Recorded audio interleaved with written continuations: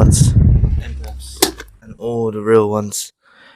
When you're having good times in your life, or like things are going well for you, there will be a lot of affiliates. There will be a lot of people around you that are acquaint with you, and you may have noticed this in your younger years that when things were going relatively well or you were doing okay, a lot of people will latch onto you for their benefit, and a lot of these relationships are transactional. Okay, and you don't realize that they actually are.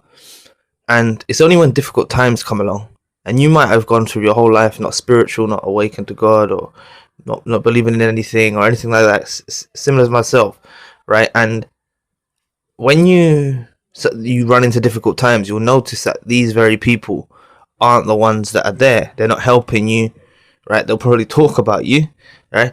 And they won't be there, okay? And the thing is, though, it's not something to stress about, all right? You may go through difficult times with this happening, like, oh, people are not there, and you feel a bit kind of not sour, but like you feel a bit irritated by it all.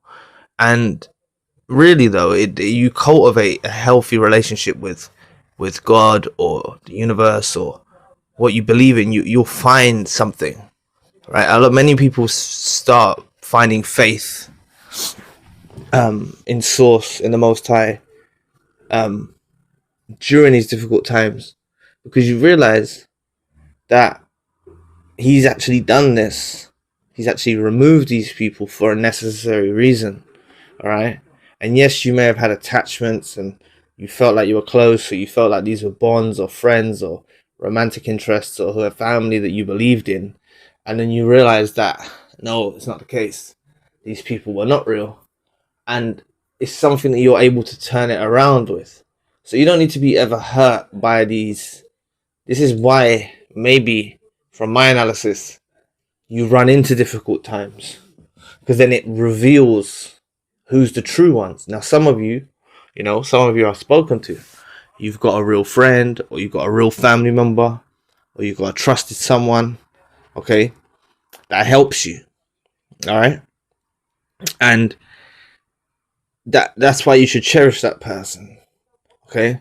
Like, if you actually got someone real that actually helped you during your difficult times, try and repay them the favor if you can, okay? Try and repay them.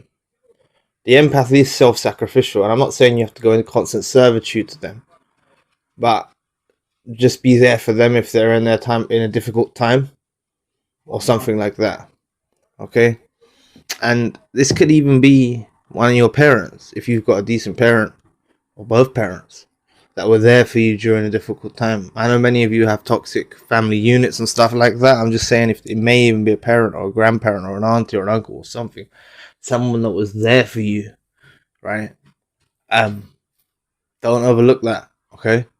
And even if you're necessarily, relatively alone, you're going lone wolf, you are alone, you're in solitude, you might still speak to this family member and stuff, but you're doing your own thing. Don't let, don't throw it all away just for another person that enters your life, because you need to learn by what's already happened in your life with these fakes, with these snakes, with these people that kind of latch onto you and stuff like that. Because a lot of the times, 9 times out of 10, these people that are coming and approaching you, okay, are often,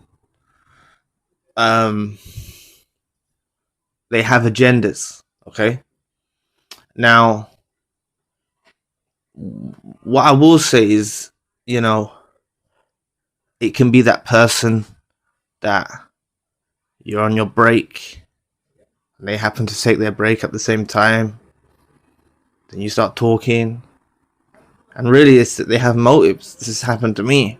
I've seen people, like, they take the break at the same time, and I'm not sounding crazy now, but like, it could, like, because they have an agenda. They want to be involved in your world. All right. I remember this used to happen. I used to go for a smoking break, and then this female used to come for a smoking break at the same time. And it's happened a lot of times in jobs when I used to work in construction. Okay, like, people tried to bait you, right? Because I am very quiet, right, a lot of the times. Okay, just do my own thing, do my job, come home or whatever like that, you know. And that's what a lot of you do now because you've been through the experience with untrustworthy people. So just don't give your all to these new people. You need to make sure of that, and you'll you'll realize that in God you can trust. Okay, you'll realize that this whole experience has actually bettered you. You know, some of you might say universe, some of you might say source, some of you might say most high. You know, but you'll realize that God is your friend through this. It's someone you can depend on, like totally. You know, and like I said, if you have trusted people, this is what I mean. You see who your real people are. Okay, from these troublesome times that you go through. People don't want to be around you when you're going through difficult times.